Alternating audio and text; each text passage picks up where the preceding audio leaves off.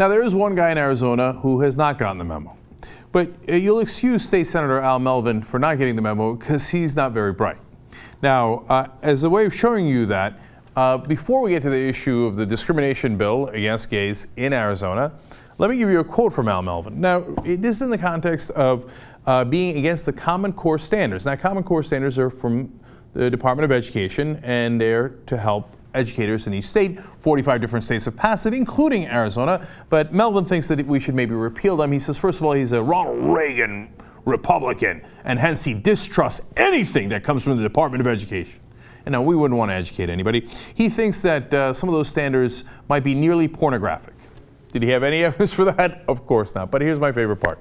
He says that they use, quote, fuzzy math, substituting letters for numbers in some examples.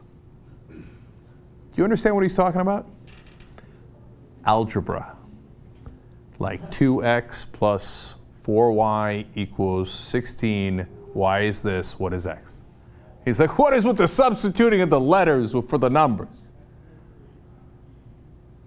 The level of stupidity in this man knows no bounds. So understand that context as he decides to go on national television and defend the discrimination law in Arizona. Mistake. Huge mistake. He goes on with Anderson Cooper, who all he does is ask him questions. Let's see the answers to those questions. Well, the bottom line for us and those who voted for it, and it was a majority in both chambers, is it's as basic as religious freedom. You could say that it might be preemptive after we saw what has taken place in some other states. But it is legal already to discriminate against somebody who's gay in Arizona. You can fire somebody because they're gay. There's no law against that in most cities in Arizona, correct? Well, I've been in our Senate for 6 years, and I don't know of any provision in our state laws to discriminate against anyone. Right, but under federal law and under Arizona law, except for a few cities, there's no sexual orientation is not included among race and gender and disability as things you can't discriminate against, correct? Well, it's yes or no, correct? That's why this bill will prevent discrimination, and that's what we want to do here. Sir, with respect, you're not answering the question. Under Arizona law, state law, sexual orientation is not included in anti-discrimination legislation, correct? Yes. Okay, so it's legal. You can fire somebody for being gay already, correct? We don't want that to happen here. Right, That's not my but it can understanding. I don't know of anybody that would advocate that or stand for it. No, but wait, you're advocating for it. You're saying that if you have a deeply held religious belief against gays, you can discriminate against those gays. That's the bill you voted for. I don't know of anybody who would do that, except for me and all the other Republicans who voted for it. Okay, let's continue. Can you give me a specific example of someone in Arizona who's been forced to do something against their religious belief or successfully sued because of their faith? Again, I think if anything, this bill is preemptive to protect priests. You can't give me one example of this actually happening. No, I can't, but we've seen it in other states, and we don't want it to happen here. But it's happened in other states that have laws protecting gay people specifically. That's what this bill is all about. And in Arizona, they don't have laws protecting gay people, so it can't happen in Arizona.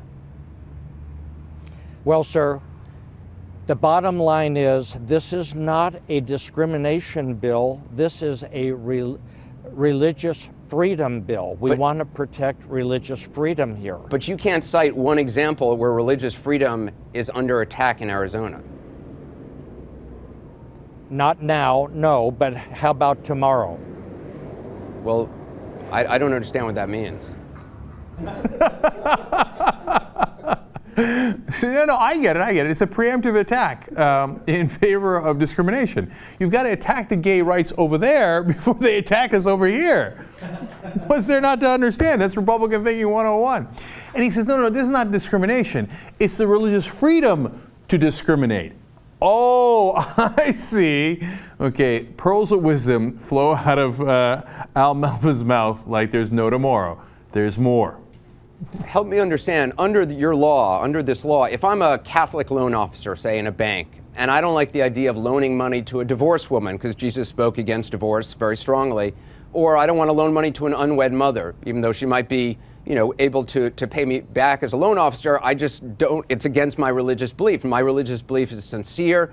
Under your law, I could refuse to do business with a unwed mother or a divorced woman, correct?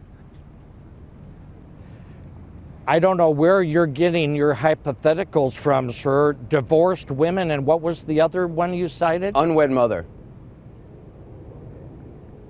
I mean, Jesus Who would spoke. be against an unwed mother? I wouldn't be. I wouldn't be against a divorced woman. But sir, as you know, I don't understand. Sir, as You're you know, trying to no, I'm take not. Sir, discrimination to the nth degree. no, actually, sir, I'm talking about what Jesus taught. Jesus spoke against divorce. He actually spoke against divorce. He never said anything about gay people. So there are plenty of people who would oppose doing business with a gay person.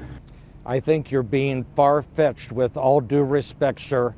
As a Christian, as most God-fearing men and women would respect unwed mothers, divorced women, who would discriminate them? I've never heard of discriminating against people like that. I never have. I don't know I've where read you're your law. getting your hypotheticals from, sir. See, that's my favorite part of the interview right there. That was awesome. He said, I don't understand who would be against unwed mothers or divorced women. No, we're only against the gays. Now, and what Anderson Cooper is calmly trying to explain is, no, but what in the Bible, actually Jesus, who would be against it? Jesus would be against the divorced people. He says, don't get divorced. In fact, he didn't say anything about gays. He did talk about divorcing, and he said it's not good, right? But the thing is, he is so ignorant. This Melvin guy is so ignorant that he doesn't even know what's in the Bible. He doesn't even remotely know what's in the Bible. All he knows is, I don't understand what you're saying. I've been taught to hate gays, not those other people. So you're talking Greek to me. I've never heard that in my life. That's because you never read the Bible. You never cared to read the Bible. All you heard was, hey, where's the guy I'm supposed to hate? Oh, it was blacks before? Okay, oh, we moved on from them? Now it's gays. Okay, yeah, because of the Bible, I hate gays. How about all the other stuff in the Bible? I don't know what you're talking about. The picture of ignorance.